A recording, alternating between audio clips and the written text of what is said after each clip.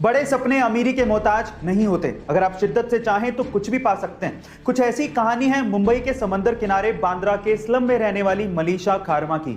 मलीशा super model बनना चाहती हैं। स्लम में रहने के बावजूद भी उनकी इंग्लिश सुन के आप लोग भी चौंक जाएंगे।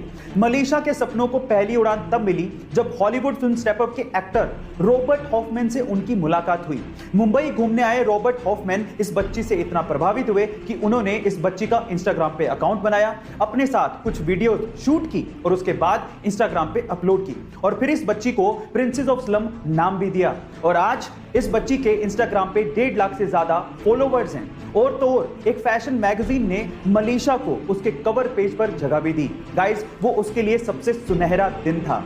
इसी कहते हैं कि अगर आपके सपने सच्चे हैं तो राहें मिल ही जाती हैं। आपको मलीशा के बारे में सुन के कैसा लगा चैट सेक्शन में जरूर लिखेगा। और ऐसी अक्सर आप लोगों ने हवाई जहाज में लगे ब्लैक बॉक्स के बारे में सुना होगा। जब भी दुर्घटना की खबरें आती हैं तो सबसे पहले हवाई जहाज के ब्लैक बॉक्स को ढूंढा जाता है ताकि दुर्घटना के कारणों का पता लगाया जा सके। लेकिन मजेदार फैक्ट यह है कि ब्लैक बॉक्स ब्लैक होता ही नहीं है। एक्चुअली वो ब्राइट ऑरेंज कलर का होता है। ये बॉक्स हीट रेजिस्टेंट होता है जिसकी वजह से इसमें आग नहीं लगती। ये डेटा स्टोर करने के काम आता है और ब्राइट ऑरेंज होने की वजह से इसे दुर्घटना के बाद ढूंढने में आसानी होती है। क्या इसके पहले तक आपको ये फैक्ट पता था? और अगर नहीं पता था तो चैट सेक्शन में लिखना मत भूलिएगा। अगर आपने गौर किया हो तो महात्मा बुद्ध की तस्वीरों और उनकी मूर्तियों में उनके सिर पर घुंघराले बाल दिखाए जाते हैं, लेकिन एक्चुअली वो घुंघराले बाल हैं ही नहीं। हो गए ना हैरान? गाइस, पौराणिक मान्यताओं के हिसाब से बौद्ध भिक्षुओं को उनके तन की पवित्रता को बनाए रखने के लिए मुंडन करवाना पड़ता है। तो गौतम बुद्ध ने भी अपने सिर का मुंडन करवाया था, यानी कि उनके सिर पे बाल थे ही नहीं।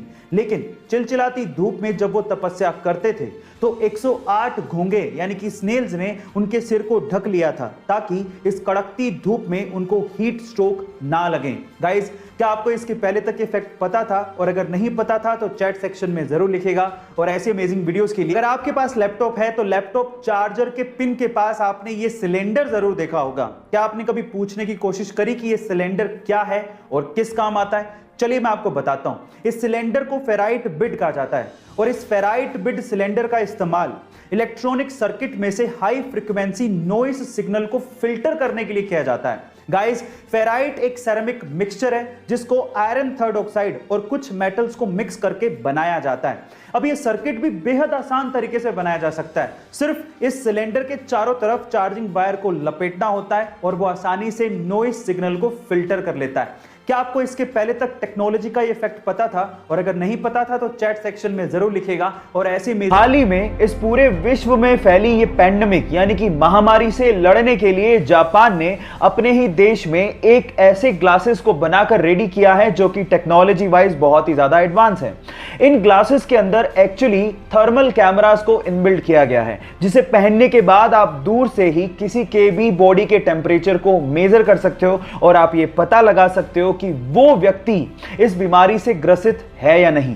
तो आपको क्या लगता है, ऐसे ग्लासेस की जिसमें थर्मल कैमरास इनबिल्ट है हमारे देश में जरूरत है या नहीं? चैट सेक्शन में लिखना मत भूलिएगा।